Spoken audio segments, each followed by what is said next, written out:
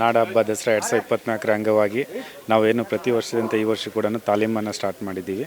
So 3ನೇ ಹಂತದ ತಾಲೀಮು ಮರದ ಅಂಬಾರಿನ ಹೊರಿಸ್ಬಿಟ್ಟು ತಾಲೀಮು ಮಾಡೋದು.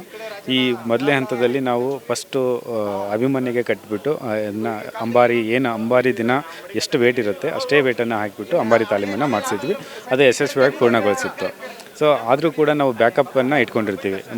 4ರಿಂದ 5 ಆನೆಗಳಿಗೆ ನಾವು ಅಂಬಾರಿ ತಾಲೀಮು ಇದನ್ನು ಕೊಡ್ತೀವಿ. ಅದರಲ್ಲಿ ಈಗ 2ನೇ ಆನೆಯಾಗಿ ಮಹೇಂದ್ರ ಏನಿದೆ, ಮಹೇಂದ್ರಗೆ ಇವತ್ತು ನಾವು ಮರದ ಅಂಬಾರಿನ ಕಟ್ಟಿ ವೇಟನ್ನು ಹಾಕಿಬಿಟ್ಟು ತಾಲೀಮನ್ನು ಮಾಡಿಸ್ತಾಯಿದ್ವಿ. ಸುಮಾರು 750ಕ್ಕಿಂತ ಅದಕ್ಕೆ ಬರುತ್ತೆ. ಇದು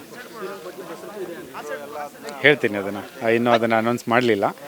1-2 ದಿನದಲ್ಲಿ ತಮಗೆ ತಿಳಿಸ್ತೀವಿ. ಅಲ್ಲ, ಮಾತು ಬೇರೆ, ನಾವು ಆಫಿಷಿಯಲ್ ಇನ್ನೂ ಅನೌನ್ಸ್ ಮಾಡಿಲ್ಲ. ಆಫಿಷಿಯಲ್ ಇನ್ನೂ ನೋಡ್ತಾ ಇದ್ದೀವಿ. ಹಾಗೆ ನೆಕ್ಸ್ಟ್ ಇಯರ್ ಇದರಲ್ಲಿ. ಸೊ ಈಗ ನಾವು 5 ಆನೆಗಳಿಗೆ ಏನು ಸಬ್ಸ್ಟಿಟ್ಯೂಟ್ ಆಗಿ ನಾವು ಟ್ರೈನಿಂಗ್ ಕೊಡಬೇಕು ಅದನ್ನ ಕೊಡ್ತಾ ಇದ್ದೀವಿ.